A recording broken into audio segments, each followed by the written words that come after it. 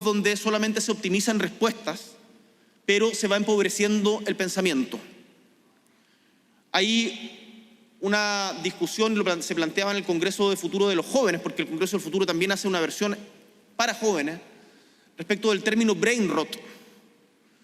Cuando uno dice brain rot, a los jóvenes, la verdad es que no piensan en podredumbre cerebral, sino que piensan en los monitos animados italianos que, no sé si los conocen, los monitos animados que hablan en italiano. ¿Cómo se llama? Capuchina Ballerina, Cocodrilo Bombardino. Pero el brain rot es un fenómeno que está estudiado científicamente y que se va produciendo. Entonces, se corre, miren esa imagen del Congreso del Futuro. Existe el riesgo de que en lugar de seguir avanzando, empecemos a retroceder respecto a nuestras propias capacidades cognitivas y formación de juicio crítico. La amenaza no es que las máquinas piensen, no son las inteligencias autogenerativas.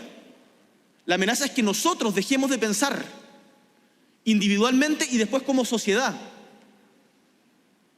Esas son las famosas distopías de la ciencia ficción de Fahrenheit 451, 1984, Orwell y Bradbury y tantos otros.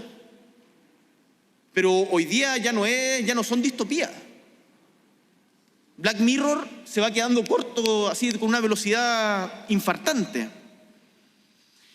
Y por eso insisto que este no es solamente un problema educativo, es un problema democrático.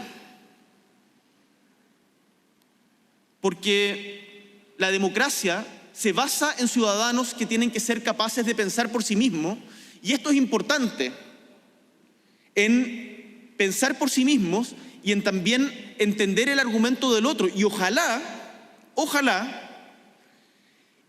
tomar la mejor versión posible del argumento del otro. Y eso en política no nos pasa mucho. Entonces voy a aprovechar y voy a tomar la mejor versión posible de uno de los argumentos que daba el presidente electo José Antonio Kast, y lo invito a que aprobemos el proyecto de Sala Cuna, que está en discusión de hace casi 20 años, y que hoy día tenemos un consenso técnico con los equipos. Tenemos 4 semanas, porque si no vamos a retroceder mucho.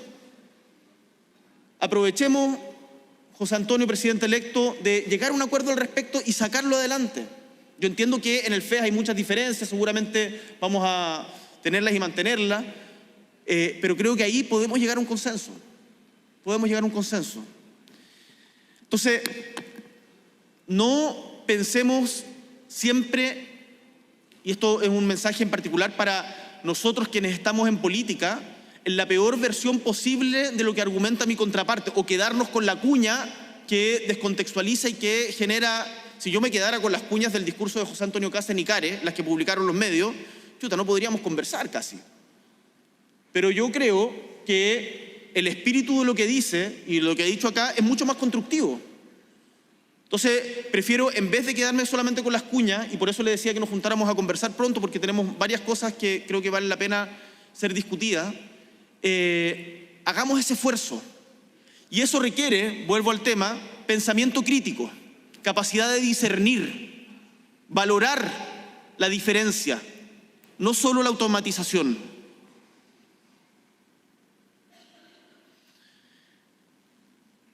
Es importante que en sociedad seamos capaces de sostener los desacuerdos, de resistirnos y combatir la simplificación, de exigir permanentemente explicaciones al poder aunque nos incomoden, especialmente cuando ese poder se presenta como neutral o como técnico, porque nunca lo es.